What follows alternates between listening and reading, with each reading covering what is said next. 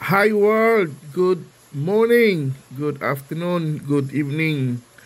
Again, welcome to Sis Noah, the Hug Father channel. Today, update muna tayo sa ating babuyan. Stop muna tayo sa ating pag-update o upload sa ating farmhouse dahil mayroon pa tayong ipapakita sa inyo about sa ating mga babuyan. Ito yung dalawang piglets na naiwan sa akin ngayon. Magto 2 months na sila. Yung isa ganina kinatay namin dahil sa in-offer namin sa ritual sa pagbubuhos sa ating bahay sa farm. So dalawa na lang ito, tapos itong isa para din sa birthday ng aking mother-in-law sa 28. So isa na lang ang maiwan, gawin na lang namin itong fattening o baka mayroong bibili nito. So ito yung sa 13 na mga piglets, sila lang yung naiwan na mga piglets sa ating farm ngayon. At mayroon na naman tayong hintayin sa mga siguro next week. So ito po yung ating update. Sila po yung 14 piglets na anak ni uh, Marites. Anak ni Marites. Tapos ito na lang silang naiwan. Dahil ang iba nabili, ang iba ay nabinta sa litsunin. At sa ito na lang sila. Ang gaganda ng mga katawan at saka sabi ng kumain kanina, masarap daw yung karne niya. Tsaka walang masyadong mataba, tamang-tama lang talaga sa pagkain ng Pinoy pork. Kaya sa ating mga kasamang mga magbababoy dyan at saka sa mga Pilipino, please support Pinoy pork. Mag ano tayo, kailangan natin supportahan ng Pilipino.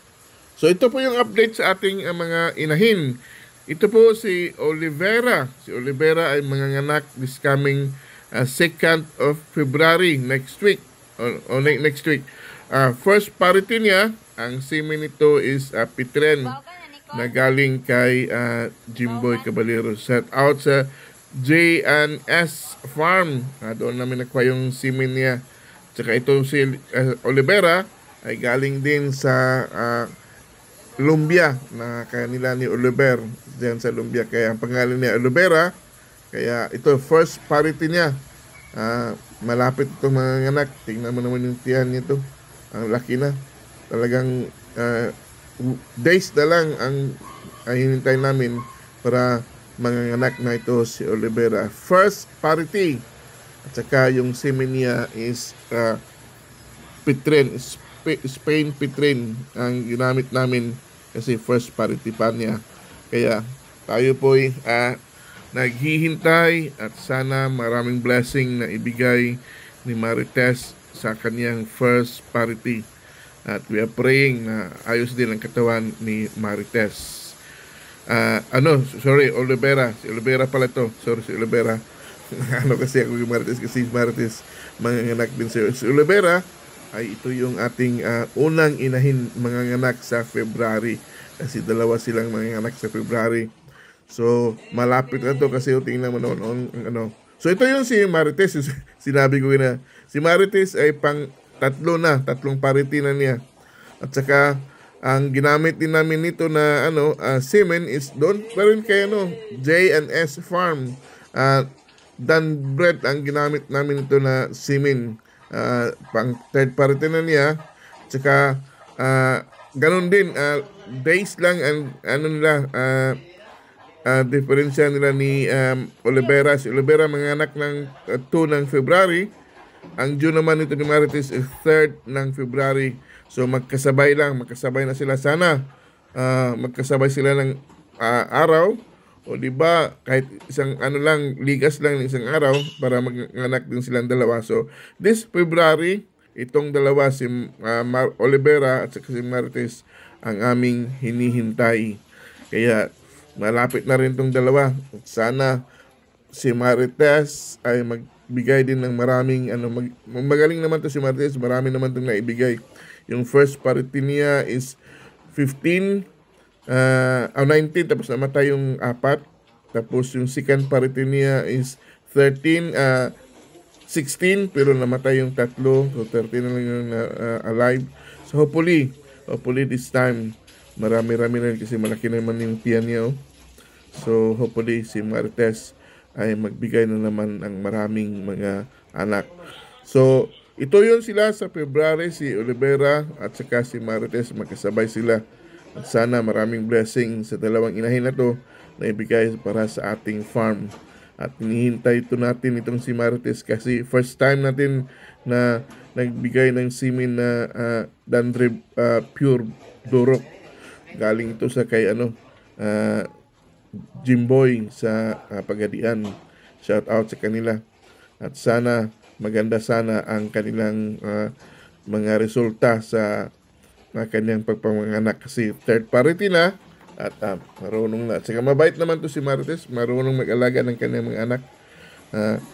Hindi ko na pa natin alam si Olivera kasi first party pa naman, pero marami yung breed ni Olivera, marami sila nung pinanganak sila ng kanyang inahin kasi yung inahin niya is pareho din F1 din yun kasi alam ko yun kay Oliver doon sa Lumbia. Ito naman si Mukang. Si Mukang is a third party as well. Na-EI namin noong kailan nakalimutan ko, pero na to at 20 hindi na siya nag-hit. Buntis na to siya. Hinintay na namin. So ito naman si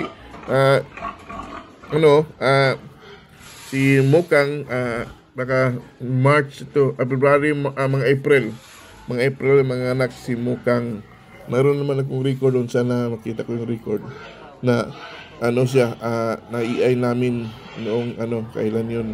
At saka sana magbigay din siya ng maraming anak kasi si Mukang naman is marami din na anak. Kaya hopefully marami din siyang maibigay na anak noong sa natin. Pala, si Mukang pala is na EI nung 1st of November. So nung 21 na siya, nag-21 na siya, nag-42 na. So hindi na okay na to siya.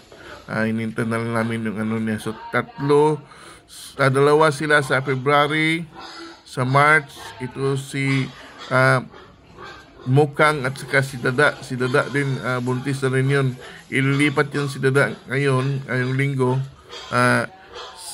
26 ng January, doon sa isang yung katabi lang ni sa gitna ni Olivera at saka si Marites, doon si Dada ilagay sa farrowing. So bali 4 na sila ang titira dito sa farrowing. So ang pang-apat is si Dada. So si Dada naman at saka si Mukang magkasabay sila sa si Mukang pala is 23 ng February, tapos si Dada is 21. So tamang-tama talaga, first ng February itong dalawa, saka yung last ng week ng February may dalawa na naman. So ang pang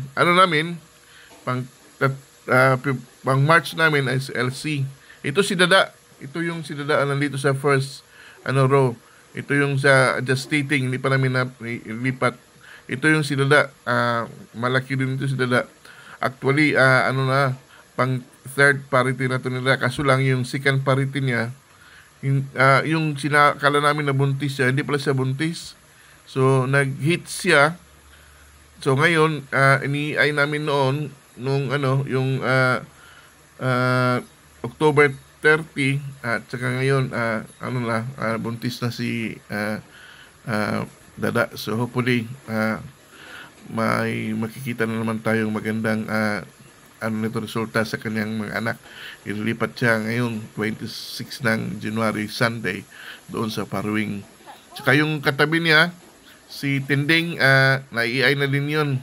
Na-EI namin ng last 12 ng January. Ito lang taon na to. So ito yun, si Tinding, yung pangalawa. Yan si Tinding, buntis na rin yan. Hindi na siya nagkuhan. Ito yung mga dumalaga.